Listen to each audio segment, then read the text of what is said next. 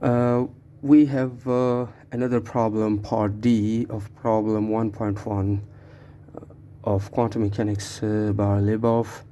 So here the same problem but a part D. So the problem is the same, to find the degrees of freedom and a set of good coordinates. So the problem is, for each of the following systems, specify the number of degrees of freedom and a set of good coordinates. So the following system is a pair of scissors on a plane. We have now the system, a pair of scissors on a plane. So we have to find degrees of freedom and a set of good coordinate. So this is the solution. So we have to find two things here, the same problem but part D, degrees of freedom and a set of good coordinates. Let us understand the system.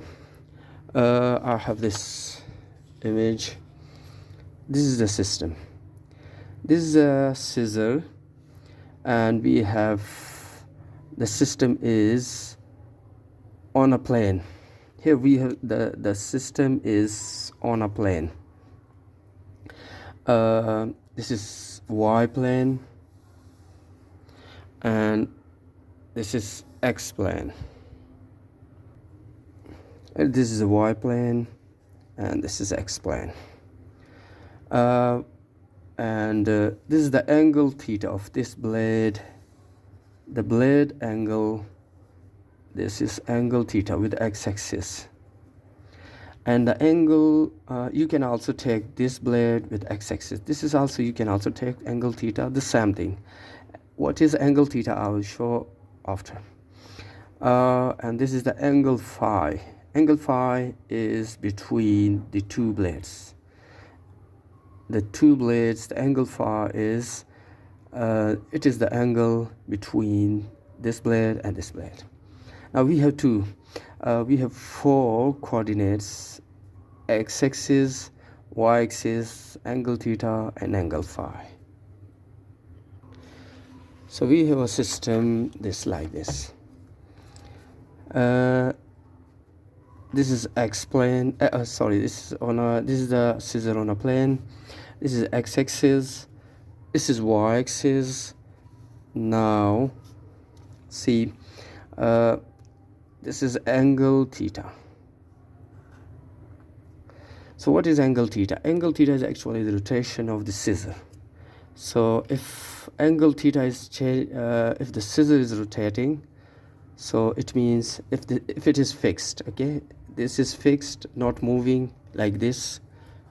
If it is not moving like this and it is only rotating, the whole scissor is rotating, so it means angle theta is changing.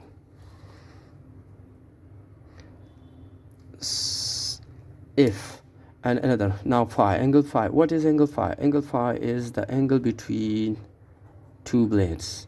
If it is moving, if the two blades is moving with respect to each other, so it means angle phi is changing. And if it is rotating, so it means angle theta is changing. And if it is moving this way, so it is moving along x-axis, and if it is moving in this way, it is moving along y-axis. Now we have we have four coordinates changing.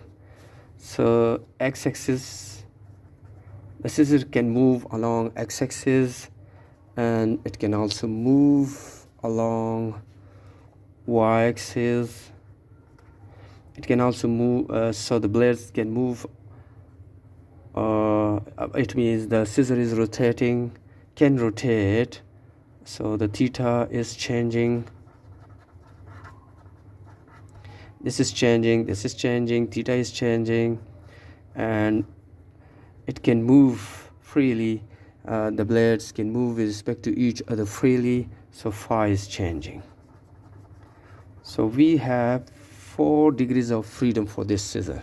So it means it can move in this way, in this way, in this way, in this way, and it can rotate as well. So we have degrees of freedom here.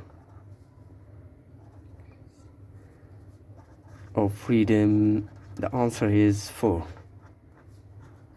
And we have good coordinates